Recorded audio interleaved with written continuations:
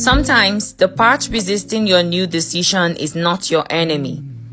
It may be an old protector that does not yet trust the new life. That sentence matters so much because many people fight themselves too quickly. They decide to change, then something inside pushes back. They choose rest, but guilt appears. A boundary is set, then fear starts talking. They decide to stop chasing, but loneliness begins to call their name. A new standard is chosen, yet the old comfort starts looking attractive again. Then shame enters. What is wrong with us? Why are we like this? Why can't I just move forward? But inside the design is not here to insult the old pattern or the old self. We are here to understand why it keeps showing up. Welcome to Inside the Design by Innocent Minds. In episode 14, we looked at why knowing better does not always stop the repeated behavior. Today, in episode 15, we are looking at why the old self fights new decisions. Not because the old self is stupid, not always because it wants to destroy the growth. Often, it fights because the new decision threatens the old safety map. Let's slow it down. Every old pattern was not born as a problem. Many patterns began as protection. Silence may have protected someone from attack. Overexplaining may have protected them from being misunderstood. Overworking may have protected them from feeling useless. People-pleasing may have protected them from rejection. Hyperdependence may have protected them from disappointments. Controlling everything may have protected them from chaos. So at first, the pattern helped. It gave a way to survive. It gave a way to manage fear, a way to keep connection, a way to reduce danger. But what helped in one season can become heavy in another. A child who learned silence to stay safe may become an adult who cannot speak truth. A young person who learns overwork to gain approval may become a leader who cannot rest. A woman who learns to apologize quickly to avoid tension may become an adult who takes blame that is not hers. A man who learns never to need anyone may become successful and still lonely inside his strength. The old self does not always know the reason has changed. That is one reason it resists. It's still using old instructions in a new life. Like somebody carrying an umbrella under a roof because rain once beat them badly on the road.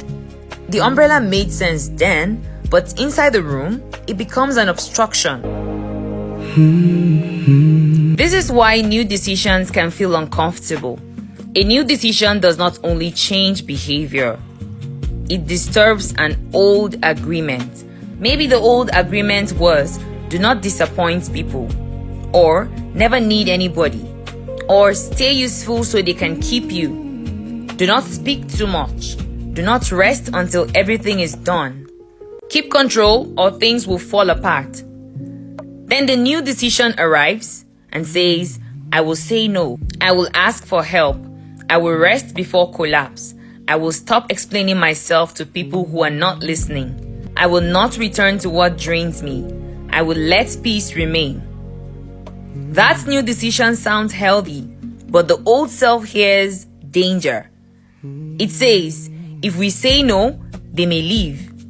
If we rest, they may become irrelevant. If we ask for help, they may use it against us. If we stop chasing, we may be abandoned. If we speak clearly, they may call us proud. If we stop carrying everything, who will we be? Now we understand the fight. The fight is not always between wisdom and foolishness. Sometimes it is between new growth and old protection. Let's make this practical. A person decides, this year I would stop accepting every request immediately. That's a good decision. Also a clear decision. And a mature decision too, but then someone asks for help. And then the request is not even urgent, but the body reacts. Guilt rises, the mouth wants to say yes, the mind starts calculating how to squeeze it in. Another part whispers, They will think you're selfish. They may even stop calling you. They may say you have changed. Now that is the old self. It remembers a time when being available created belonging, and so the new decision threatens its old way of staying connected. This is why the person may know the right answer and still feel trapped. Not because there is no discipline, but because the decision is touching identity, belonging, fear, and old emotional memory. Another person decides, we will rest properly this weekend. The body needs it. Energy is low, clarity is fading, relationships are beginning to feel like load. But then Saturday morning comes. A strange discomfort appears and rest feels irresponsible suddenly. Silence feels lazy and space feels like falling behind. And so they fill up the day. One errand, one call, one visit, one task. Just one, let me quickly do this. And by evening, rest has disappeared. The old self has won again. But looking closer, you would see that the old self was not trying to harm them. It was trying to protect an identity built around productivity. In that old map, movement meant value. Output meant seriousness. Tiredness meant weakness. So rest did not feel like recovery. Rest felt like threat. This is why we cannot redesign with anger alone. If we hate the old self, it may hide. If we listen to it, we may understand what it is protecting. Listening does not mean obeying it. No, the distinction is very important. We can listen without surrendering. We can respect the old protector without letting it run the whole life. So how do we work with the old self now? First, name the resistance clearly. Do not just say we are sabotaging ourselves. No. Ask, what does the old part think it is protecting? That question changes everything. Maybe it is protecting belonging. Maybe it is protecting safety or dignity. Maybe control or usefulness. Maybe it is protecting connection, or maybe the fear of being alone. Once we name what it protects, the pattern becomes less mysterious. Second, thank the old strategy without making it permanent. A person may inwardly say, this helped before. This kept us safe in a season. This gave us a way to survive. But it cannot lead every decision now. That is inner leadership. Not war, not insult, just leadership. Third, give the old self evidence. Not speeches, but evidence. If the old self fears boundaries, practice one small no and let the body experience survival. If rest feels unsafe, take one honest rest and watch life not collapse. Where help feels dangerous, receive one small support from a safe person. When it is silence that feels like abandonment, allow one pause without chasing immediately. Small evidence teaches the old self that the new way can hold. Fourth, move slowly enough for the system to learn. This one may annoy people who like fast change. Oh, it will. But speed can frighten the old self. If someone has spent 20 years surviving through overavailability, one powerful declaration will not automatically redesign the body. So the system needs repeated proof, again and again and again, until the new behavior becomes less strange.